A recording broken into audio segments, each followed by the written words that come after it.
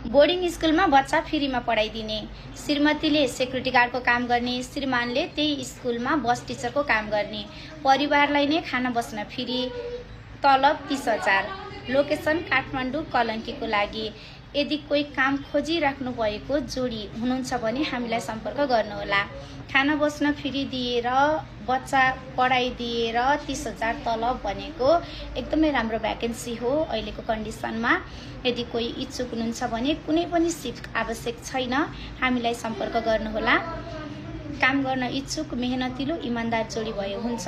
यदि यो जब भ्याकेन्सी कसैले हेर्दै हुनुहुन्छ भने हजुरको नजिकको कोही मान्छेहरूले जब खोजिराख्नु भएको छ भने पनि भनिदिनु होला। धन्यवाद।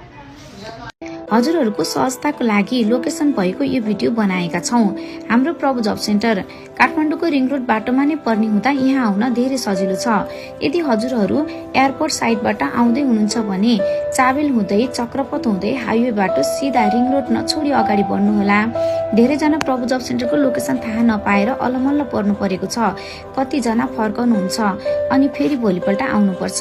अब यही भिडियोलाई फलो गर्दै आउनुहोला, अलमल्ल परिराख्नु पर्दैन। वसुन्धरा हुँदै सामाखुसी चोकको सिटी स्क्वायर बिल्डिङ कटे लगतैको चोकलाई गङ्गबु चोक भनिन्छ।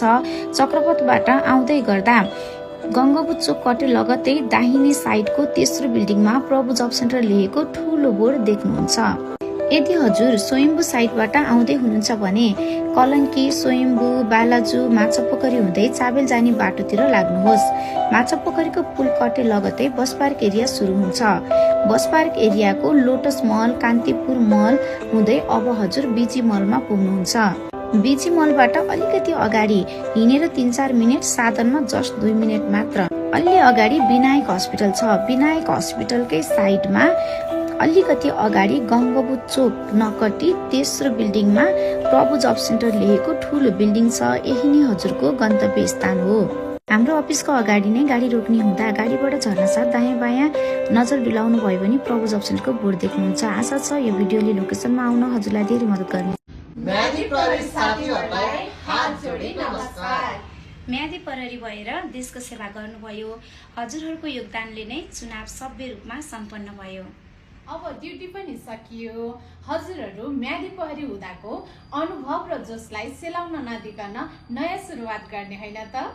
ड्युटी पनि सकियो। विदेश जाने द्वन्द्व र युद्धको कारणले हालत खराब छ। विदेश जाने कन्डिसनै छैन। तर चिन्ता नगर्नुहोला, सेक्युरिटी गार्डको लागि काठमाडौँ भ्यालीलाई खाना बस्न अथवा आउन जानको लागि ढुक्क सहित 100% जबको ग्यारेन्टी हामी दिनेछौँ। प्रभु जब सेन्टर हजुरहरूको सेवामा निरन्तर खटिरहेका छौँ। म्यादी प्रहरी साथीहरू, देशको सेवा हजुरहरूले इमान्दारीपूर्वक गर्नुभयो। अब हजुरहरूको सेवा गर्ने मौका हामीलाई दिनुहोस्।